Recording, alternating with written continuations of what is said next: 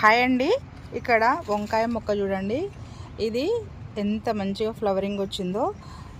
ఈ మొక్క ఒక హీల్డ్ ఇచ్చిన తర్వాత మళ్ళీ ఆకులన్నీ రాలిపోయి మళ్ళీ కొత్తగా చిగుర్లు వచ్చి మళ్ళీ పూత చూడండి ఎంత బాగా వచ్చిందో. సూపర్ వచ్చింది చూడండి. ఇక్కడ చూస్తురా ఎంత బాగుందో చూడండి. ఇది రెండో క్రాప్కి సిద్ధంగా ఉందన్నమాట. ఇలా మనము ఒక హీల్డ్ ఇచ్చిన తర్వాత కొంచెం రెస్ట్ తీసుకున్న తర్వాత మనం కొంచెము ఎరువు ఇవ్వాలి, పశువుల ఎరువు, మళ్ళీ లిక్విడ్ ద్రావణాలు ఇస్తే మళ్ళీ కొత్తగా ఇంత మంచిగా మొక్కలు రెడీ అవుతాయి చూడండి.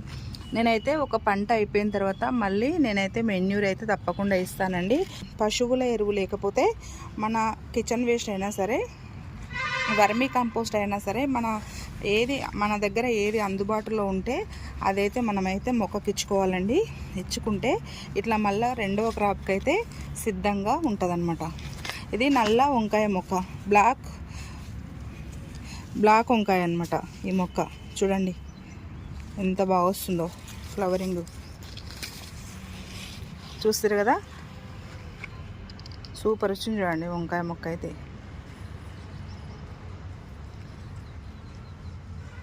ఆకులు ఎన్ని ఉన్నాయో అంత పూత అయితే వచ్చిందండి. ఎక్కడ చూసినా పూతనే కనిపిస్తుంది చూడండి. ఆకులు అయితే భలే గ్రీన్గా, ఫ్రెష్గా, ఆరోగ్యంగా మంచిగా వచ్చినాయి. అలాగే పూత కూడా మంచిగా వచ్చింది. ఇవన్నీ ఒక్కొక్క దగ్గర ఇక చూడండి, ఇక్కడ పిందెలు కూడా స్టార్ట్ అయినాయి చూడండి.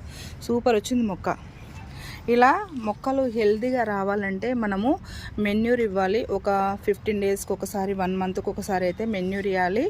మళ్ళీ క్రాప్ అయిపోయిన తర్వాత కంపల్సరీ మెన్యూర్ ఇవ్వాలి. అప్పుడప్పుడు లిక్విడ్ ద్రావణాలు కూడా ఇస్తూ ఉండాలన్నమాట. ఇస్తూ ఉంటే మనకి ఇట్లా మొక్కలు హెల్తీగా వస్తాయి, పూత కాత మంచిగా వస్తుంది, హీల్డ్ కూడా మంచిగా వస్తుంది అనమాట.